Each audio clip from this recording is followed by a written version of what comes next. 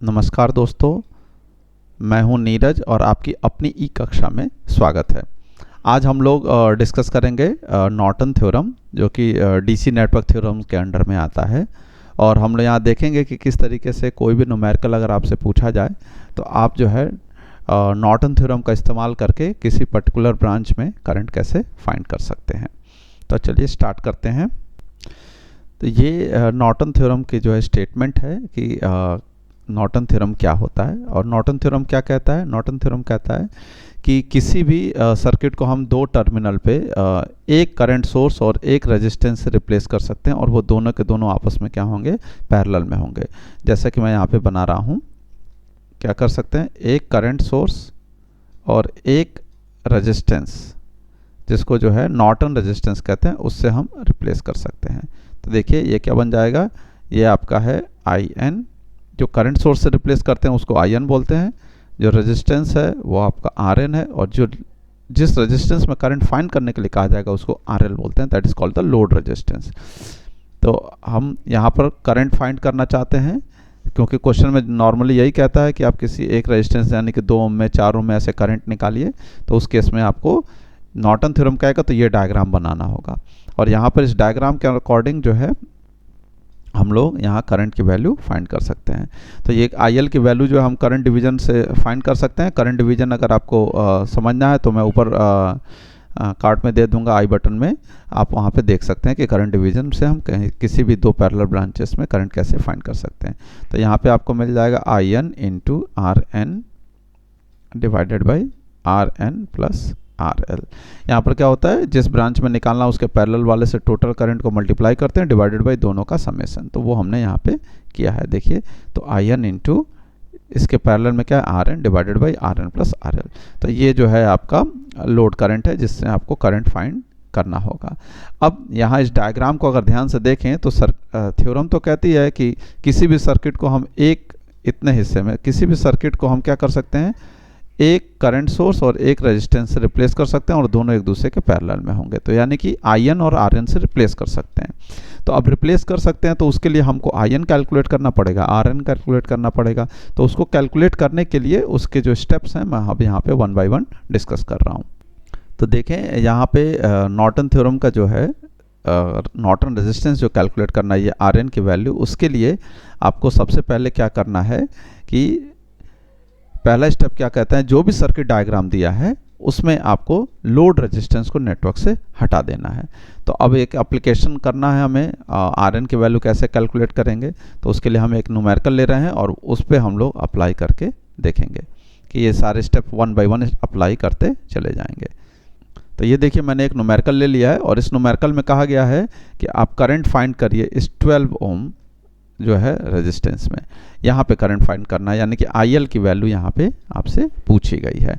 लेकिन इस्तेमाल क्या करना है, आपको नॉर्टन थ्योरम का इस्तेमाल करना है। तो उसके लिए पहला स्टेप क्या है कि replace the load resistance from the network. तो जब भी ऐसा कोई क्वेश्चन देगा तो आप उसके नाम जरूर लिख लेंगे, उस टर्मिनल का ए बी सी डी जो भी आपको लिखना चाहते हैं आप लिख सकते हैं। तो हमने यहाँ पे ए और बी लिख लिया है। अब उसमें पहला स्टेप कहता है कि रिप्लेस द लोड रेजिस्टेंस। तो देखिए मैं डायग्राम बना रहा हूँ, डायग्राम बनेगा। देखिए डायग्राम में मैंने क्या किया है, सिर्फ इस लोड रेजिस्टेंस को हटा दिया है। उसके बाद जो है ये जो वोल्टेज सोर्स है इसकी जगह पे स्पेस छोड़ दिया। इसका क्या मीनिंग है अभी मैं आपको बताऊंगा कि स्पेस क्यों छोड़ा है, और उसको अगले स्टेप में अभी कवर होगा। तो देखिए नेक्स्ट स्टेप क्या कहता है, replace all the sources bye it's internal resistance. तो जब ऑल सोर्सेस को रिप्लेस करने की बात हो रही है तो आप यहाँ पे रिप्लेसमेंट ऑफ सोर्सेस समझना जरूरी है कि कैसे सोर्सेस को हम लोग रिप्लेस करेंगे इंटरनल रेजिस्टेंस से। तो देखिए रिप्लेसमेंट ऑफ सोर्सेस में ये सोर्स वोल्टेज सोर्स का रिप्रेजेंटेशन है, चाहे आप ऐसे बनाएं या इस तरीके से। तो इसको क्या होता है, इसका इंटरनल रेजिस्टेंस 0 होता है, इसलिए इसको शॉर्ट सर्किट से रिप्लेस कर दिया जाता है। इसको बोलते हैं शॉर्ट सर्किट, दोनों टर्मिनल को आपस में जोड़ दिया। ठीक है, नेक्स्ट क्या हो सकता है कि कोई वोल्टेज सोर्स है उसका इंटरनल रेजिस्टेंस भी दिया गया हो, जैसे कि तो देखिए जैसे कहीं कोई क्वेश्चन में दिया हुआ है V, R, यानी कि V, R का मतलब 10 वोल्ट 5 ओम सपोज दिया हुआ है। तो यानी कि B की वैल्यू हो गई 10 और इसका इंटरनल रेजिस्टेंस हो गया 5। तो इसका इंटरनल रेजिस्टेंस 5 है तो इंटरनल रेजिस्टेंस से रिप्लेस किया जाएगा। तो हम यहाँ पे R से रिप्लेस कर देंगे।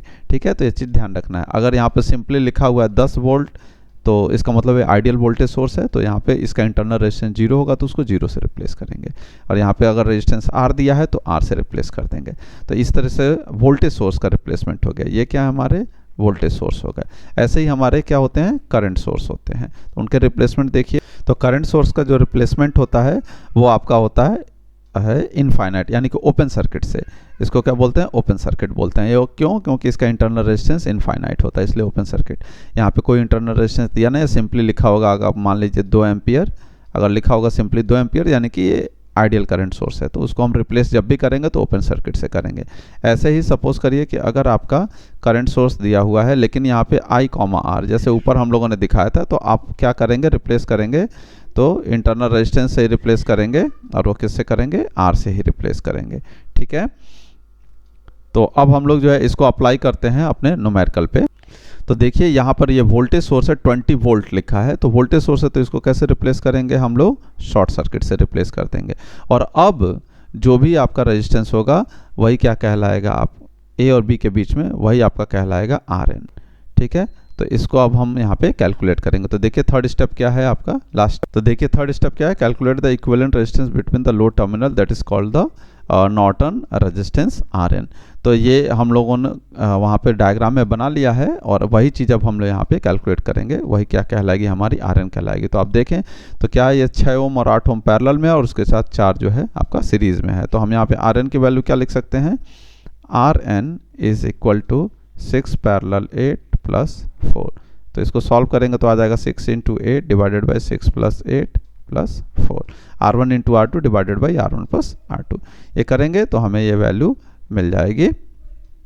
तो इस तरीके से वैल्यू मिल जाएगी 7.428 ओम। तो ये आपका हो गया RN की वैल्यू। अब ऐसे ही हमको क्या करना पड़ेगा, कैलकुलेट करना पड़ेगा IN। तो हम यहाँ पे लिखेंगे कैलकुलेशन फॉर IN। तो अब देखिए उसके लिए भी स्टेप्स हैं, तो मैं यहाँ पे आपको स्टेप्स दिखा रहा हूँ कि क्या क्या स्टेप फॉलो करने होंगे। तो अगर आप यहाँ स्टेप्स देखें तो क्या है, पहला स्टेप है replace the load resistance from the network, जो आपका पहला स्टेप था किसके लिए, RN के लिए। यहाँ पे आप देखें तो वही सेम स्टेप ही है, उसमें कोई फर्क नहीं है। फिर सेकंड स्टेप है short circuit the load terminal, short circuit कर दिया जाएगा। और तीसरा स्टेप है calculate the short circuit current, that is called the Norton current. तो अभी हम यहाँ पे करेंगे, इसको अप्लाई करेंगे न्यूमेरिकल पे। तो देखिए मैं यहाँ पहला स्टेप अप्लाई कर रहा हूँ। उसमें पहला कहा गया है कि आपको क्या करना है, लोड रेजिस्टेंस को हटा देना है नेटवर्क से, और पूरा का पूरा डायग्राम हटाने के बाद एज इट इज़ ड्रॉ कर लेंगे हम लोग, जैसा कि यहाँ पे बना हुआ है। ये आ गया आपका 20 वोल्ट। ये आप देखें सिंबल मैंने यहाँ पे ऐसा बना हुआ है, यहाँ चेंज कर दिया, दोनों एक ही बात है, उसमें कोई फ़र्क नहीं पड़ेगा। ये आपका 6 ओम है, ये 4 ओम है, ये आपका 8 ओम है, और यहाँ पर जो टर्मिनल है वो क्या है, आपका शॉर्ट सर्किट हो गया है, जो कि A और B टर्मिनल। लोड को हटाया और इसको क्या कर दिया, शॉर्ट सर्किट कर दिया। अब यहाँ पर जो भी करंट होगी वही करंट क्या कहलाएगी, हमारी IN कहलाएगी, वो हमें कैलकुलेट करना पड़ेगा। तो हम क्या कर सकते हैं, लूप एनालिसिस का इस्तेमाल करके यहाँ पे करंट की वैल्यू फाइंड कर सकते हैं। लूप एनालिसिस पढ़ने के लिए आप चाहें तो मैं ऊपर पहले वीडियो डाल चुका हूं, तो आप ऊपर जो है कार्ट में देख सकते हैं, मैं लिंक डाल दूंगा, आप वहां पे देख के उसको भी वहां देख सकते हैं कि कैसे जो है हम लोग KVL का इस्तेमाल करके, लूप एनालिसिस का इस्तेमाल करके कहीं पे भी किसी ब्रांच में करंट की वैल्यू फाइंड करते हैं। तो अब देखिए इसके लिए हम क्या करेंगे, यहाँ अब हम करंट एज्यूम कर लेंगे, ये करंट हमारी I1 है और यहाँ पे करंट आपकी I2 है, और दोनों लूप में 1 बाय 1 KVL अप्लाई करेंगे। तो जब KVL अप्लाई करेंगे, हम प्लस माइनस भी लिख ले रहे हैं,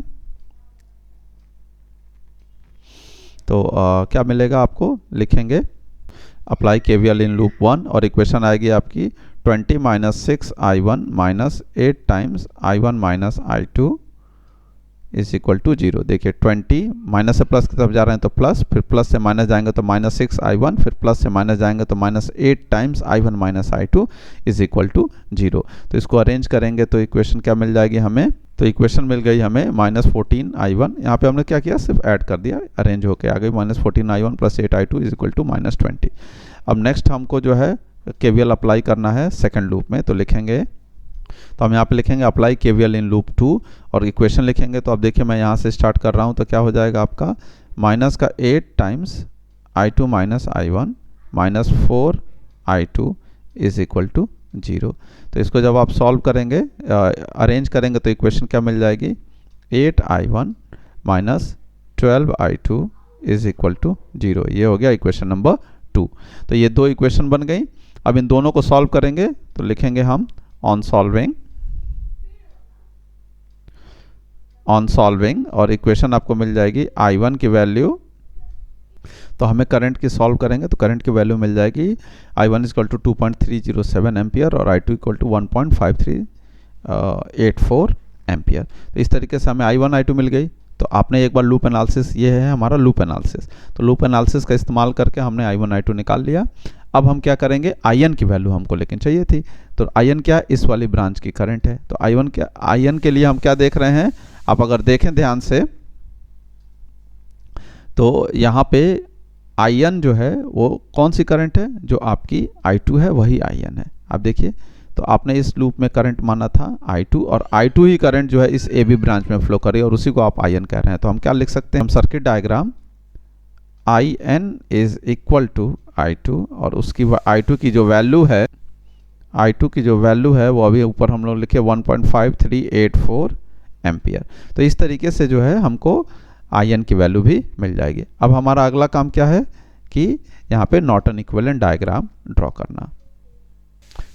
तो नॉर्टन इक्विवेलेंट डायग्राम क्या कहता है, उसमें आपका करंट सोर्स होता है, उसके पैरेलल में एक रेजिस्टेंस होता है और उसके पैरेलल में आपका लोड रेजिस्टेंस होता है। तो यहाँ देखें क्या है आपका, तो ये आपका in है, ये Rn है, ये RL है। अभी हम लोगों ने शुरुआत में देखा था जब नॉर्टन इक्विवेलेंट डायग्राम बनाया था। अब इन सभी की वैल्यूज रख देंगे और RL की वैल्यू जो है क्वेश्चन में दिया गया था, ऑलरेडी क्वेश्चन में कहा गया था कि 12 ओम में करंट फाइंड करना है 12 ओम में, तो वही नहीं कि वही आपका क्या है RL है। तो आप यहाँ पे क्या लिख देंगे, 12 ओम लिख देंगे। तो अब यहाँ पे देखें तो हमको पता है कि IL की वैल्यू क्या होती है, IL इज इक्वल टू होता है IN into RN divided by RN plus RL। तो अब यहाँ पे सारी वैल्यूज रख देंगे, तो सारी वैल्यूज हमने उठा कर रख दी, IN की वैल्यू, RN की वैल्यू और यहाँ पर RL की वैल्यू, यहाँ पे RN होता है। तो इसको सॉल्व करेंगे, तो इसको सॉल्व करने पे हमें आंसर मिल जाएगा। तो हमें वैल्यू मिल गई 0.588।